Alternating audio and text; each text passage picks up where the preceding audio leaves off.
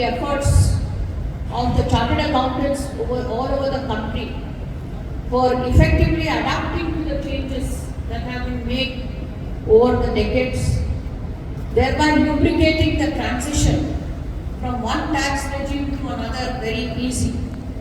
For example, the transition to the GST regime, which is a paradigm shift in indirect taxation, has been possible because of the strong body of chartered accountants who have facilitated a quick adaptation to the new regime and to meet the demands of legislation.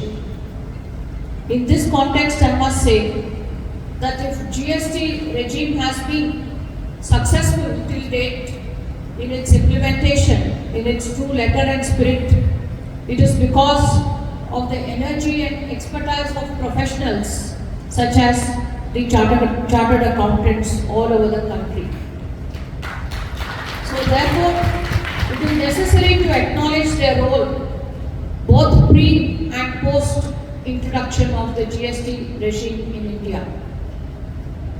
Apart from this, we have seen several tax reforms, particularly after 1991, where India adopted what is called the LPG, liberalization, privatization and globalization policy. Unlike the previous regime of license raj, red tapeism and bureaucratic obstruction, changes have been made to the excise duty structures by introduction of CENVAT, and there has been changes in the eliminating of various kinds of obstacles in the implementation and administration of taxation. Introduction of service tax in 1994 and the enlargement of the number of services has been dynamic. And of course, the GST Act of 2017 is a single legislation for the entire country, making it one taxation regime for the entire country, which is a reform in itself. Chartered accountants have proactively adapted to these changes and have helped citizens to transit to the new regime with ease. Now coming to the direct taxation as such, I must say that as far as direct taxation is concerned, the system not only incorporates a normative and prescriptive consideration of neutrality, fairness, certainty, efficiency, but the system must promote a virtuous circle. Now, what is a virtuous circle as opposed to a vicious circle? A virtuous circle must increase the trust between the taxpayer and the tax administration. It has to achieve a dual purpose. Now, what are the dual purposes? To reinforce voluntary compliance, but at the same time promote good governance. See, a taxpayer will comply voluntarily so long as he has the trust in the governance of the country or the state.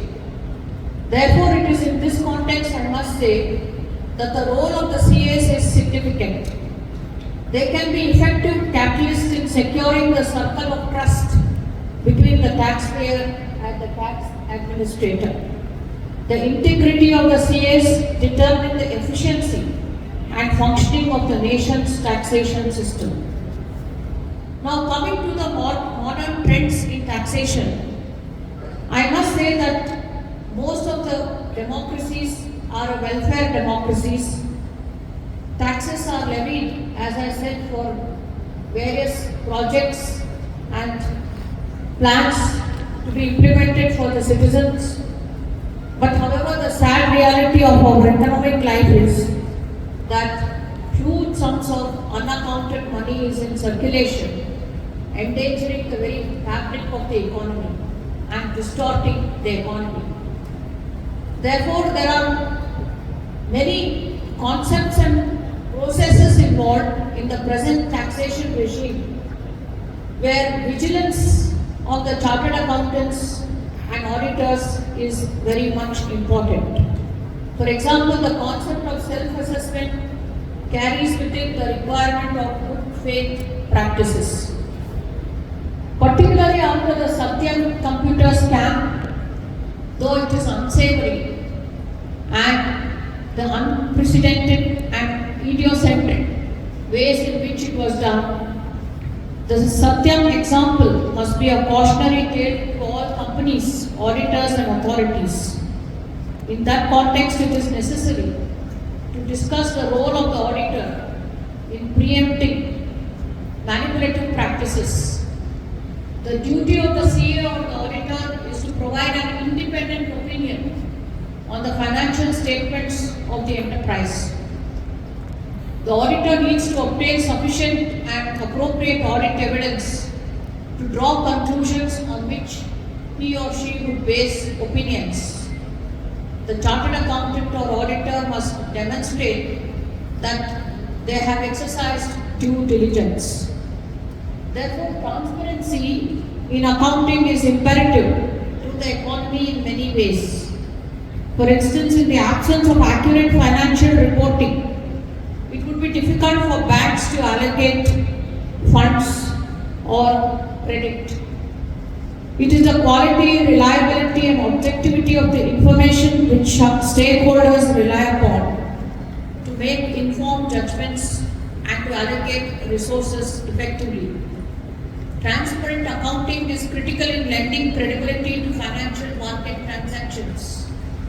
Market participants, investors and shareholders look to the community of auditors and chartered accountants for accurate information in order to ensure market discipline and foster confidence in the investors and various shareholders. A key to providing and verifying information is that the higher the quality and integrity maintained by the profession, the stronger and more resilient will our markets be. By providing the foundation for credible financial statements, the accounting profession facilitates market discipline, engages confidence among various stakeholders, and reduces the possibility of misleading information that can disrupt the stability of the financial system. Further, moving on to the discourse of notorious scams. We all know that after the Harshad Mehta scam, the SEBI has been introduced and the appellate authority has been there. Shareholder democracy has come to stay, and CAs or chartered accountants and auditors are the gatekeepers of this new corporate world, which poses challenges as well as unprecedented opportunities. My suggestion to the ICAI is to place the norms during auditing of companies and the value systems of the companies in focus, in addition to the economic health and financial practices. The CAs need to study what the value system of the particular clients is, what is their intention, what information they are placing for the purpose of auditing. Next, the investing public in India is at present very broad, much more discerning than earlier. A crisis behind closed doors in the past decades has become a matter of broad public concern at present. Thus, the importance of integrity of auditing functions for maintaining financial stability is now well recognized. Self-regulation need not always be watertight. It could be flexible with high levels of professionalism and integrity, so as to ensure increased transparency and greater accountability. The method of redressing grievances of clients against the members of the profession of chartered accountants must also be speedy, transparent and participatory. Perception is as much important, if not more, than reality. Everything must be done to retain the faith and confidence of the people in the profession. Next, I will proceed with regard to the taxpayers and their intentions.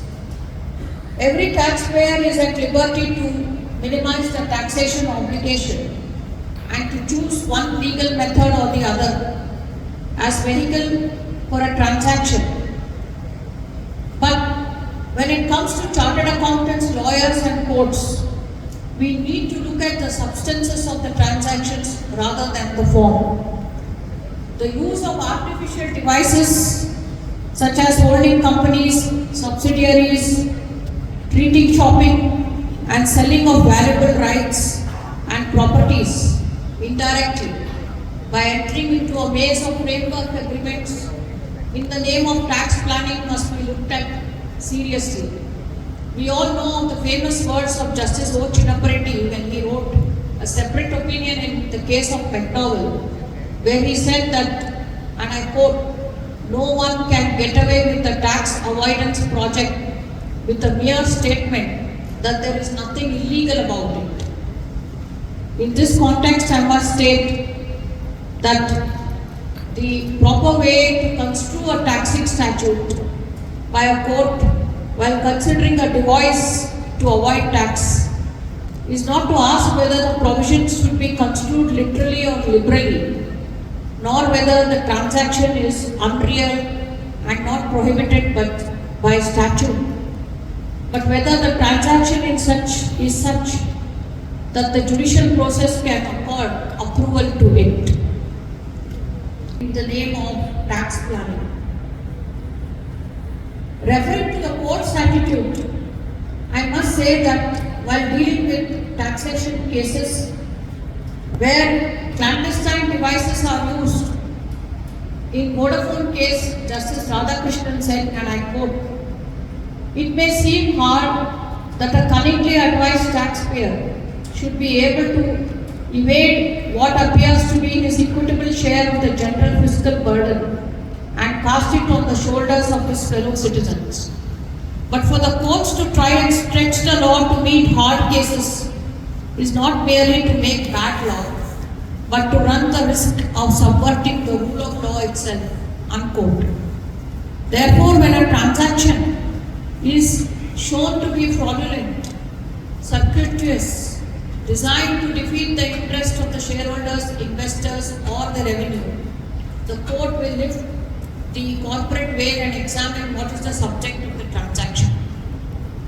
Next, we come to these bilateral treaties have been concluded in various jurisdictions of the world to prevent double taxation and to remove obstacles in cross-border trade in goods and services, movement of capital, and transfer of technology. I am informed that there may be about 3,000 to 4,000 treaties worldwide. There may be more.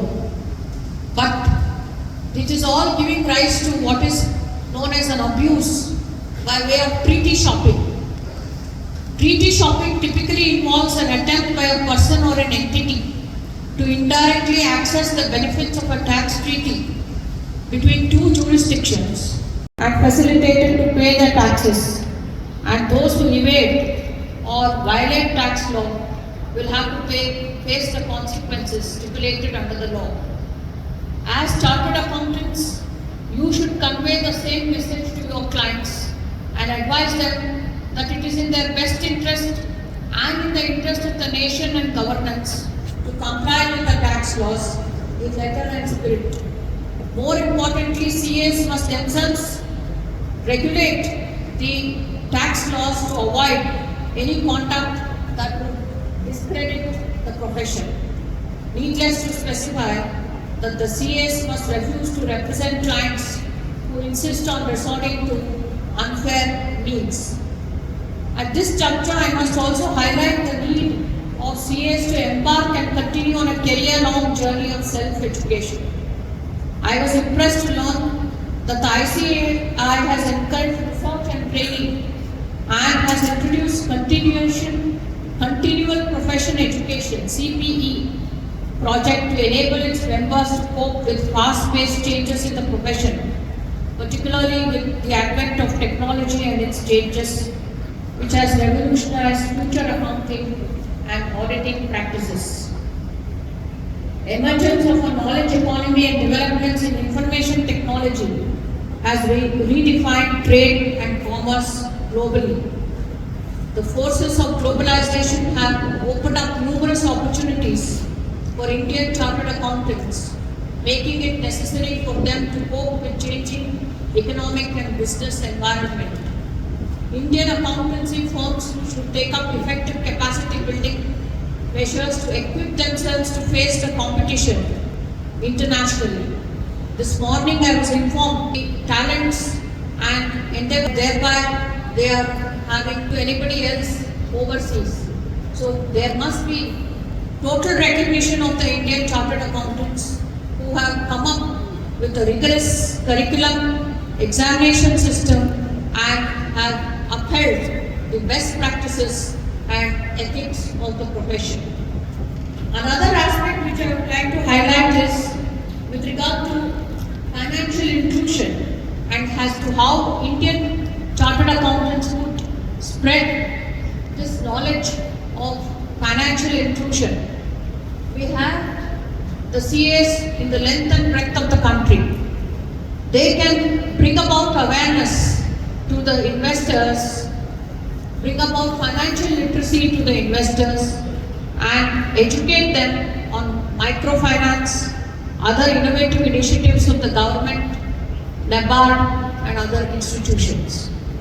I can make a few concluding remarks that tax compliance requires synchronized effort of multiple stakeholders, tax authorities and the government, auditors, advisors and chartered accountants.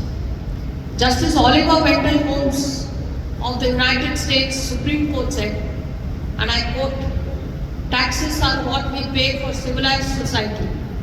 I like to pay taxes. With them I buy civilization."